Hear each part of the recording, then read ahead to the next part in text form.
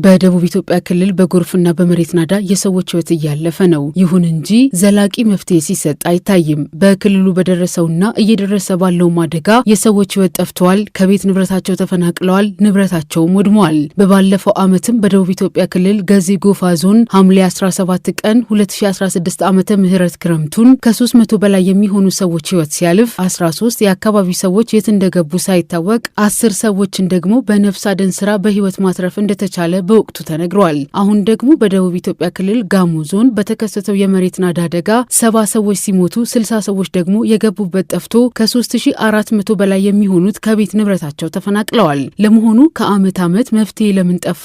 አሁንም መጪው ክረምት ስለሆነ አስቀድሞ ምን ማድረግ ይቻላል ስንል በጉዳዩ ላይ የዘርፉን ባለሙያዎች ጠይቀናል። የደቡብ ኢትዮጵያ ክልል በተደጋጋሚ ለምን በጎርፍና በመሬት መንሸራተት አደጋ ይጠቃል ስንል የመሬት አጠቃቀምና የደን ባለሙያ የሆኑትን ዶክተር አዘነ በቀለን ጠይቀናል። ትልቁ ችግሩ ሶይሉ ዲፕ ነው፣ ጥልቅ ነው። ያፈሩ ወደ ታች ያለው ትኑ ጥልቅ ነው። ሁለተኛ ደግሞ ከፍተኛ የሆነ የዝናብ መጠን ነው ያለው። እንደገና ደግሞ ተዳፋትነት አለው። ያ ተዳፋትነት ባለው ቦታ ላይ ከፍተኛ የዝናብ መጠን ሲጥልና የዝናብ ማከማቸው የሶይል ዴፕዝ ከፍተኛ ሲሆን የሚሸከመው የውሃ መጠን ለስሎፑ የማይመጥነው ይሆናል፣ ወይም ለተዳፋትነቱ የማይመጥነው ይሆናል። አንድ አካባቢ ለእንደዚህ አይነት አደጋ ተጋላጭ መሆኑ ከታወቀ አስቀድሞ መሰራት የነበረባቸው ስራዎች ነበሩ ሲሉ የነገሩን ደግሞ የመሬት መንቀጥቀጥ ሳይንስ ባለሙያና መምህር እንዲሁም ተመራማሪው ፕሮፌሰር አታላይ አየለ ናቸው። ስጋት ያለበት መሆኑ ከታወቀ መከላከልና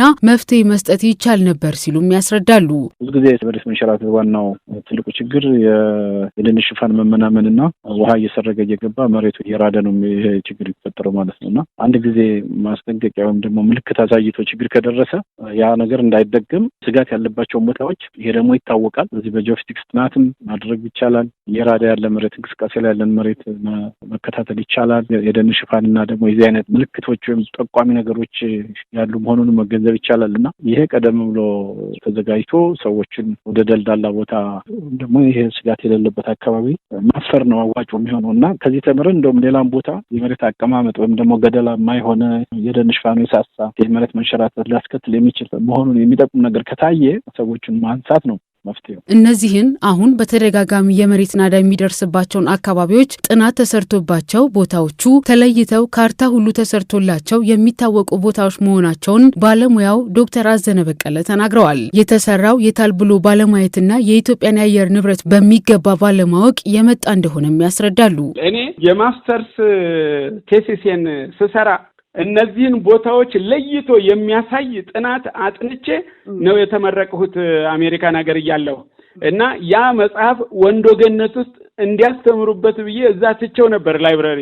እናውቃቸዋለን። እነዚህ እጅግ ከፍተኛ ስጋት ያለባቸው ቦታዎች የት ናቸው ብለን ለይተናቸዋል፣ በካርታ ሰርተናቸዋልና ችግሩ የኖሌጅ ማኔጅመንት የእውቀት ቋት የለም። አንድ ቦታ ላይ የምታከማችበትና እያንዳንዱ ባለሙያ የሚመራመርበት የእውቀት ማከማቻ ቋት ወይም የናቹራል ሳይንስ ላይብረሪ የለንም በሀገር ደረጃ እና በዚህ ምክንያት የተሰራውን ሳያውቅ ሌላ ይከተላል። በይበልጥ ደግሞ የምንከተለው የሀገራችንን ሰዎች እውቀት ሳይሆን በሌላ አገር እውቀት የበለጠ እንመካለን። ስለዚህ የኛን የአየር ንብረት ደግሞ ሌሎች አያውቁትም። ከአንዴም ሁለቴ ሶስቴ እንዲህ አይነት አደጋዎች ሲከሰቱ መፍትሄ ለምን ጠፋ? ዶክተር አዘነ እንዲመልሰዋል። መንደሩን ሁሉ ይዞ ጋራውን ይዞ ሊደረምስ የሚችል የዝናብ አይነት የሚፈጠረው በትሮፒካል አፍሪካ ውስጥ ነው በአብዛኛው እና እኛ ደግሞ የምናነበው መጽሐፍ በአብዛኛው በቴምፕሬት ሀገሮች እንደዚህ ቴምፕሬት ዞን በሆኑ ሀገሮች ላይ የተመራመሩ ሳይንቲስቶች የሰሩትን መጽሐፍ ነው። ስለዚህ ችግሩና መፍትሄው አይገናኝም። እንዳጋጣሚ ሆኖ ቴክኒሻኖችን ደግሞ የሚያምኑት የመንግስታዊ ተቋሞቻችንም የሚያምኑት የውጭውን ሀገር ምሁር ነው እንጂ የሀገሩን ምሁር አይደለም። ስለዚህ ለሀገሩ ዝናብ መጠን ቅድም እንዳልኩሽ የዲያሜትሩ የእያንዳንዱ የዝናብ ጠብታ ክብደት ይለያል። በግማሽ ሰዓት ውስጥ የሚጠላው ማለት ነው ይለያል። እንደገና ደግሞ የትነት መጠኑ ይለያል። እነዚህን ሁሉ በደንብ አገናዝቦ በአግሮ ክላይማቲክ ዞን ለይቶ መፍትሄ መፍትሄ የሰጠ የዩሮፒያን መጽሐፍ አይገኝም። መፍትሄው ምን ይሁን? ፕሮፌሰር አታላይ አየለ የአደጋ ስጋትን ከማስወገድ አንጻር ካለኝ ተሞክረው ሲሉ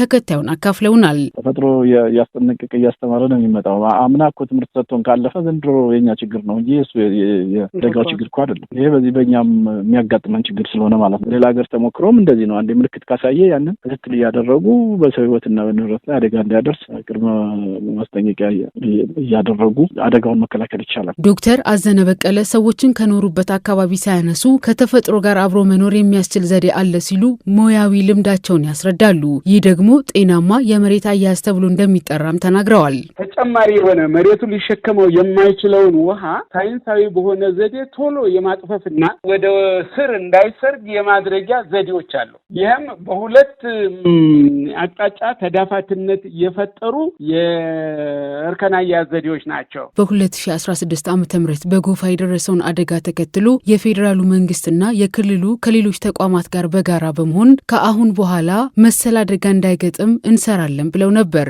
አሁን በጋሞ አደጋው ተከስቷል። ለመሆኑ ከአምናው ከካቻምናው ትምህርት ተወስዶ የቅድመ መከላከልና የመፍትሄ ስራ ለምን አልተሰራም የሚለውን የክልሉን የመንግስት ኮሚኒኬሽን ለመጠየቅ ያደረግነው ሙከራ አልተሳካም። እንደዚህ አይነት የመሬት ናዳ አደጋ በደቡብ ኢትዮጵያ ክልል ብቻ ሳይሆን በደቡብ ምዕራብ ኢትዮጵያ ክልል በጌዲኦ በወላይታና በሌሎችም አካባቢዎች በተደጋጋሚ ሲከሰት ይታያል። ይሁንና አደጋው ከደረሰ በኋላ የሞቱትን ከናዳው ስር ማውጣትና የተረፉትን ደግሞ ሌላ ቦታ ወስዶ ከማስጠለል ውጪ የቅድመ ጥንቃቄ ስራዎች ሲከወኑ አይታይም። ባለሙያዎቹ ደግሞ አካባቢዎቹ አስቀድሞ የሚታወቁ እንደመሆናቸው የመከላከሉ ስራ መሰራት ያለበት ቀደም ብሎ ነው ይላሉ። አሁንም መጪው ክረምት እንደመሆኑ ሊታሰብበት ይገባልም ብለዋል።